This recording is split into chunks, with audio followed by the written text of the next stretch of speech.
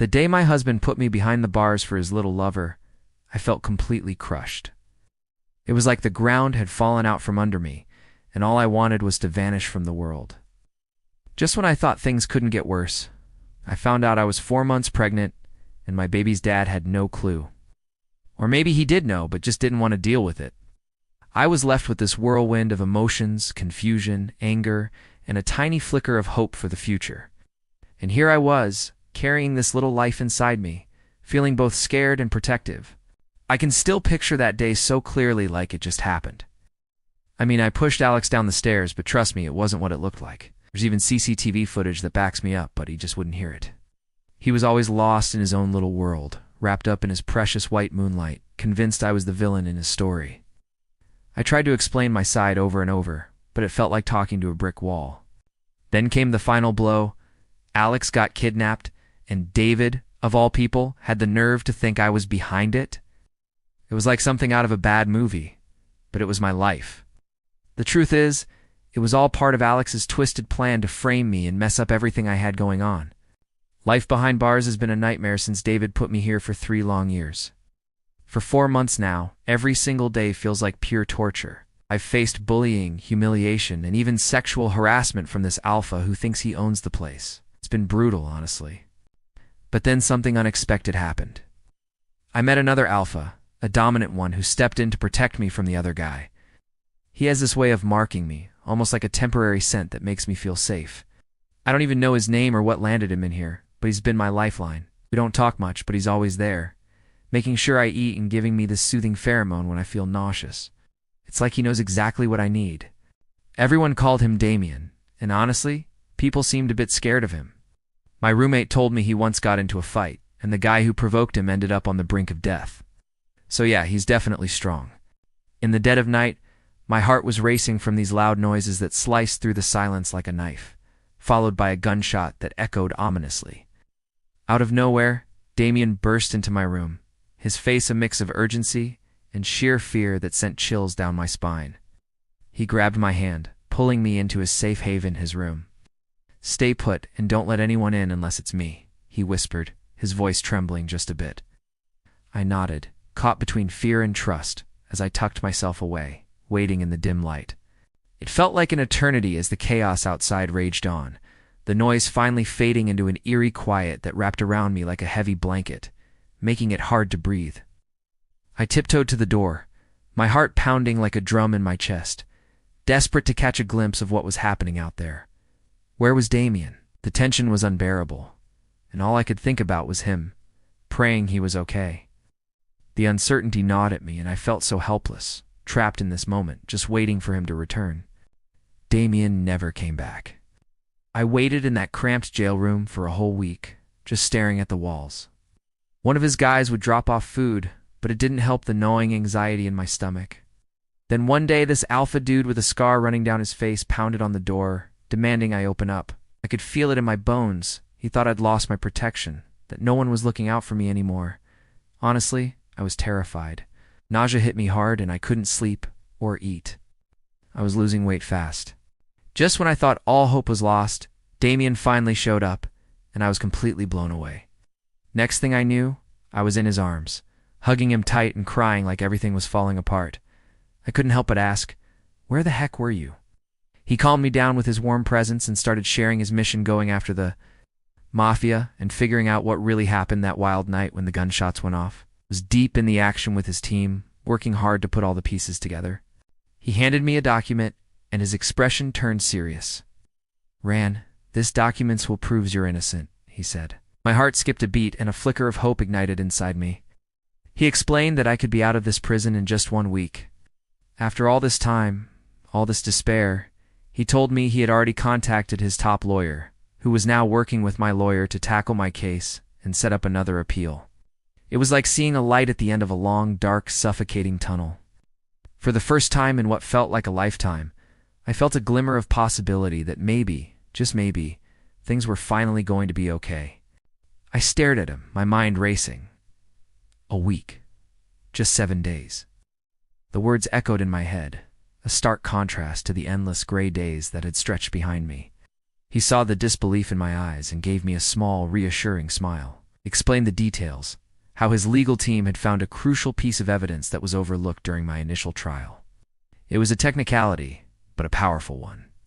They had already filed the motion, and a hearing was scheduled. My own lawyer had been fighting tirelessly, but with the resources and influence this alpha brought, the fight had a completely new weight to it. The day of the hearing finally arrived, and by then, I was already 9 months along. The weight of the baby was nothing compared to the weight on my heart. I sat at the table, my lawyer beside me, a pillar of calm I desperately needed. Across the room, my ex-alpha, Alex, sat with his own counsel, looking cold and distant. I kept glancing back, searching for a familiar face in the crowd. Damien was there, sitting in the guest section. He caught my eye and gave me a slight, reassuring nod. It was a small gesture, but it meant the world. It was the silent promise that I wasn't going through this alone. My lawyer stood and approached the judge, handing over a thick stack of documents. Her voice was steady and clear as she began to tell my story. She laid out everything, starting with my ex-alpha's affair and how his lover had systematically schemed to turn him against me. The lies, the manipulations, it all came pouring out into the quiet courtroom. Then, she revealed something I hadn't even known. A week before I was kidnapped, Alex had been seen with another man. It's not just his known lover, but someone else entirely. My lawyer presented photos as proof. Images were grainy, but undeniably him, meeting secretly. The evidence didn't stop there. She produced bank statements from both sides, meticulously tracing the flow of money. The most damning piece of evidence came last. She presented proof that it was Alex who had hired the kidnappers. The entire ordeal, the terror I endured, had all been a twisted plot to trap me, to make it look like I had orchestrated my own disappearance to gain sympathy or money. The transfer records were undeniable, a direct link from his account to the people who had taken me. A wave of sickness washed over me as the full extent of his betrayal was laid bare for the court to see. The man I once loved had tried to destroy me completely. The silence in the room was deafening as the judge looked over the evidence, his expression unreadable. My entire future and the future of my unborn child rested on his decision. Relief washed over me, so potent it felt like a tidal wave. The judge's words echoed in the cavernous courtroom, each one a hammer blow shattering the chains that had bound me. Not guilty, my name finally cleared. Alex and my ex-husband, their faces, a mixture of shock and fury, were being led away in cuffs. The judge declared them detained for falsifying documents, for trying to steal my life and my child. I did it. I won. Tears streamed down my face, hot and fast. These weren't tears of sorrow, but of pure, unadulterated freedom. Freedom for me, and freedom for the little life I carried within me. My hand instinctively went to my swollen belly, a protective and triumphant gesture. My baby would be born into a world where their mother wasn't a criminal, where we could live without fear, without the shadow of my past hanging over us. I closed my eyes, savoring the moment, the scent of justice in the air. A deep, shuddering breath escaped my lips. We were free. My baby and I, we were finally, truly free. The weight I had been carrying for so long lifted, and for the first time in months I felt light. I could finally breathe. But as I stood there, swaying slightly, another sensation pierced through my euphoria. A sharp, insistent cramp seized my lower abdomen. I gasped, my hand tightening on my belly. This wasn't the usual discomfort of late pregnancy. This was different. It was a deep, rhythmic clenching, a pressure that stole my breath. I tried to dismiss it as a reaction to the stress, my body finally letting go of all the tension. But then it came again, stronger this time, a wave of pain that made my knees buckle. My lawyer, who had been beaming at me, rushed to my side, her smile faltering. "Are you all right?" she asked, her voice laced with concern. I could only shake my head, unable to speak as another contraction rolled through me, more intense than the last. A low groan escaped my lips. This was not just a cramp. This was it. Panic began to bubble beneath the surface of my relief. Of all the days, of all the moments, my baby chose now to make its grand entrance. The irony was almost laughable. The day I win my freedom is the day I go into labor. It seemed my child had a flair for the dramatic, just like their mother. Then, I felt a sudden gush of warmth between my legs, soaking through my pants. My eyes widened in disbelief. "My water," I whispered, the words barely audible. "My water just broke." The courtroom, which had been buzzing with the aftermath of the verdict, fell into a stunned silence. All eyes turned to me. My lawyer's professional composure dissolved completely. "Oh dear.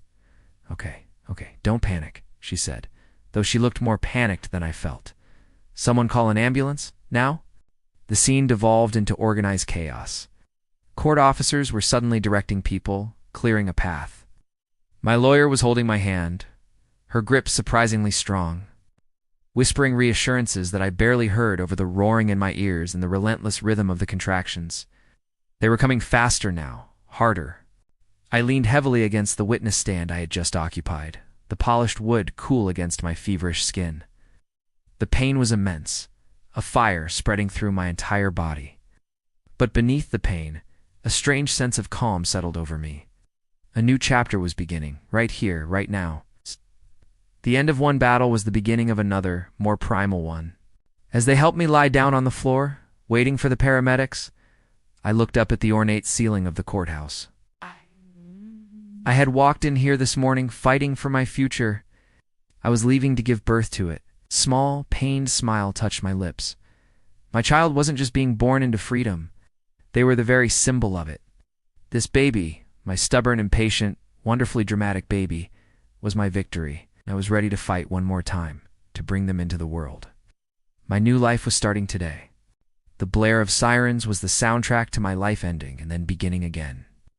I stood across the street, a hand resting protectively on my growing belly, watching the flashing red and blue lights paint a chaotic scene on the face of the man I once loved, Simon, my ex-alpha. The police were cuffing him, their movements firm and impersonal. He was arguing, his voice a low growl I could feel even from a distance. Then his eyes found mine across the sea of onlookers. For a moment, the world stood still. His angry protests died in his throat. His gaze dropped from my face to the unmistakable swell of my stomach, hidden beneath my loose sweater. The color drained from his face, leaving him looking ghostly pale under the flashing lights. His jaw went slack, and his eyes, once filled with defiance, now held a storm of shock and disbelief. I saw his lips form the words, though I couldn't hear them over the commotion. "You're pregnant?" A tremor went through me. "Yes, Simon, I'm pregnant. With your child. It's a child you'll never know because you chose a path of darkness and deceit. The child you abandoned before you even knew they existed." He took a stumbling step toward me, a desperate, frantic energy about him. But an officer pulled him back sharply. "I didn't know," he mouthed again, his voice cracking, finally audible as a brief lull fell over the crowd. "I didn't know." The words were a dagger to my heart, but not in the way he might have hoped. Did he think that absolved him? That his ignorance was a get-out-of-jail-free card for my heart? Oh, the betrayal was so much deeper than just the baby. It was in the lies, the secrets, the life he'd built behind my back. This child, my little pup, was my secret, my hope. The one good thing to come from the ashes of our love. As they pushed him into the back of the police car, his eyes never left mine. They were filled with a desperate plea, a frantic grasping for a past that was already gone. I saw regret, I saw panic, but it was too little too late. The Simon I loved, or thought I loved, had vanished long before these handcuffs. He was just a ghost now, a memory tainted by the harsh reality of his choices. I turned away before the car door slammed shut, severing our final connection.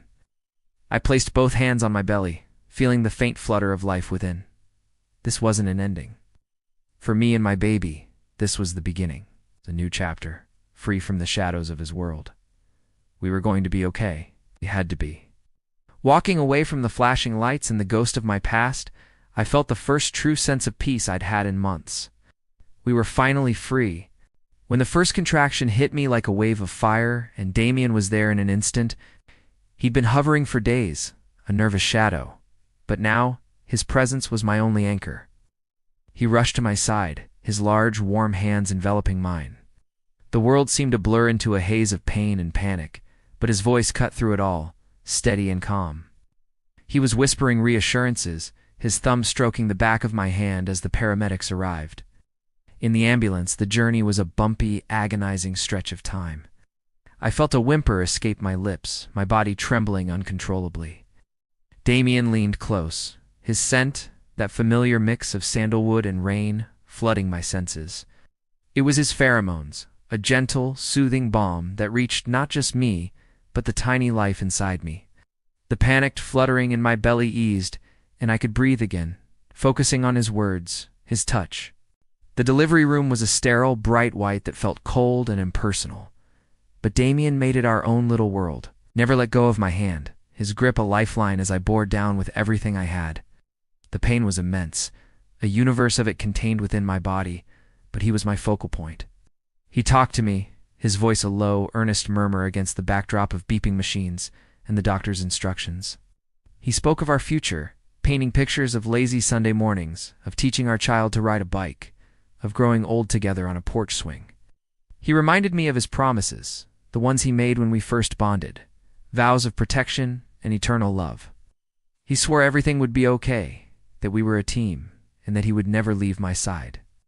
His words were a powerful mantra, pushing back the fear that threatened to consume me. I clung to his promises, using them as fuel. The doctor, with a warm smile, handed him the scissors. She said it was an honor for the sire to cut the umbilical cord, and you could see how much it meant to him. His hands were trembling as he took them, and with that simple act, he severed the physical tie, creating a brand new, invisible bond between him and our little one. They cleaned our baby up and wrapped them in a soft, cozy blanket before gently placing the tiny, squirming bundle into Damien's arms. He held our child with such reverence, like he was cradling the entire universe. The way he looked from the baby's face to mine, his eyes sparkling with love and wonder, just melted my heart. "Our baby," he whispered, his voice thick with emotion. Those two words felt like magic, our baby. A wave of profound peace washed over me. Seeing him there, tears of happiness streaming down his cheeks while holding our creation, made everything feel right in the world. I knew deep down that we were a family now. A smile crept onto my lips, but exhaustion pulled at my eyelids like a heavy blanket. My body craved rest, a deep sleep to recharge and embrace this new chapter. As I drifted off, the last perfect image I saw was my mate, holding our child, and it felt like everything I ever wanted was finally here. The city lights twinkled like a sea of scattered diamonds as we drove. The view from Damien's car breathtaking. He took us, me and our little one, to his penthouse. Stepping inside, I was floored. The space was enormous, with floor-to-ceiling windows offering a panoramic view of the entire city. It felt like standing on top of the world. Our baby nestled securely in my arms, looked around with wide, curious eyes, gurgling softly. Damien led me to a plush sofa, his hand gently on my back. He brought me a warm drink and sat beside me, his gaze soft and full of a love that still made my heart skip a beat. As I cradled our sleeping baby, a million questions swirled in my mind. We were starting a life together, but I realized I knew so little about his past, his world outside of me. "Damien," I began softly, not wanting to break the peaceful quiet. "Can you tell me about your family, your work?" He looked at me, a gentle smile playing on his lips. It was a smile that always made me feel safe. "My parents," he started, his voice a low, comforting rumble. "They live in the countryside. Our family has an ancestral home there, a place filled with history and memories. It's peaceful, very different from the city." He paused, his thumb stroking the back of my hand. "They know all about you and our baby. They're so excited to meet you both. They're going to love you, I promise. I'll take you to see them soon when you feel ready." The thought of meeting his parents sent a little flutter of nerves through me, but his reassurance washed it away. He spoke of them with such warmth and affection, I could already picture a kind, welcoming couple. It felt real, this future he was painting for us, a family. Then, I asked about his work. I knew he was in the military, but the details were always vague. He had been a guard at the prison where we met, but I always suspected there was more to it. He took a deep breath, his expression turning more serious. "My job. It's complicated," he admitted. "When I was at the prison, I wasn't just a prisoner. I was undercover." My eyes widened in surprise. There was a lot of corruption, ties to the mafia running deep within the system. My mission was to uncover the truth, to find the real culprits and expose them. Hiding my identity was the only way to get close without raising suspicion. It all started to make sense. The secrecy, the way he always seemed to know more than he let on. He was protecting not just himself, but a much larger operation. "So, you were trying to catch a spy?" I asked, piecing it together. He nodded. "Exactly. And that spy was the one who framed you, who put you in that place." A wave of emotion washed over me. All this time, he wasn't just a guard who'd taken a liking to me. He was actively working to clear my name. "A week before you were released," he continued, his eyes locking with mine, "I had already found enough evidence. I asked a trusted friend in my unit to discreetly find the final clue we needed. The one piece that would prove your innocence beyond any doubt. We had to move carefully. The moment they had it, I made my move. Tears welled in my eyes, not of sadness, but of overwhelming gratitude. He had been my silent guardian, my hidden champion. While I was losing hope, he was fighting for me in the shadows. He saw my innocence when no one else did, and never gave up. I leaned my head against his shoulder, the weight of the past few months finally lifting. "Thank you," I whispered, my voice thick with emotion. "Thank you for everything, Damien, for believing in me, for staying by my side, for never letting me go." He wrapped his arm around me, pulling me and our baby closer into his protective embrace. "Always," he murmured into my hair, "I would do it all again for you, for our family." In that moment, surrounded by his love, with our child sleeping peacefully between us, I knew I was finally home. But then, out of nowhere, a darker memory crept in. I couldn't help but think about my own family. I recalled that heartbreaking day they disowned me. The moment they found out about Alex, they never bothered to hear my side, never gave me a chance to share my truth. They just swallowed Simon's lies whole and tossed me aside like I was nothing. The difference between that icy rejection and the cozy warmth surrounding me now was just mind-blowing. It made me realize how much I crave this kind of acceptance. She started sharing how Damien never stopped talking about me, like I was the highlight of his life. He told her everything: my struggles with my ex, that awful wrongful jail time, and the terrifying court hearing that still haunts me. I could see the empathy in her eyes as she held my face in her hands, her voice trembling as she said, "You've been through too much, dear, far too much." Damien wrapped his arms around me as I finally let the tears for my old family flow. I had held back this grief for so long. Just a few weeks ago, my parents showed up at our door, looking older and worn out, asking for forgiveness. They said they were sorry and wanted me back. I stared at them, the people who were supposed to love me the most, and all I felt was this deep, hollow ache. "Why?" I asked, keeping my voice steady, even though I was a mess inside. "Why did you trust an outsider over your own son?" I told them that the moment they chose not to believe me, our family bond shattered into a million pieces. We weren't family anymore. We were strangers. With those words, I shut the door, leaving them on the other side. Damien was right there, his arms a safe place, letting me cry it all out. He didn't say a word, just held me, and that was everything I needed. And then she locked eyes with me and said, "If Damien ever hurts you, you tell me. I'll sort him out." I couldn't help but laugh through my own tears. It was so unexpected yet comforting. It felt like I found a new ally in this crazy world. His father was just as kind, giving Damien a hearty clap on the back and beaming at little Daniel, his grandson. It felt surreal, like I was finally stepping into a family that could accept me for who I am. I found my own way, built a life from the ground up. Then I found him, Damien, my mate. He saw the cracks in my heart and didn't try to fix them. He just held the pieces together with his love. He showed me what a true pack, a true family felt like. It wasn't about expectations or appearances. It was about unconditional love and unwavering support. He stood by me, celebrated my strengths, and held me close during my weakest moments. Then came our little miracle, Daniel. Holding him for the first time, I felt this fierce, protective love that took my breath away. He might not be Damien's biological son, but he has that determined little brow from Damien in my smile. Every time he giggles, it's like a sweet melody that chases away the shadows. Snuggled up in Damien's arms, I see my whole world, my everything. Our little family, built not from obligation, but from pure, genuine love. Sometimes late at night I think about them, my parents. I wonder if they ever think of me. Do they regret their words? Does the silence in their home feel as heavy as it did in my heart? I look at my son, my beautiful Daniel, and I see a future I want him to know, one filled with love from every corner. I want him to know his grandparents. Maybe someday. Someday when the ache in my chest is just a memory, when forgiveness feels less like a mountain and more like a gentle hill. Oh. Maybe someday I'll be ready. I'll take Damien's hand, hold my baby close, and walk back through that door. Not for them, but for me, for Daniel. Oh. But for now, I have everything I need right here. Thank you for listening to my story. Don't forget to like and subscribe for more.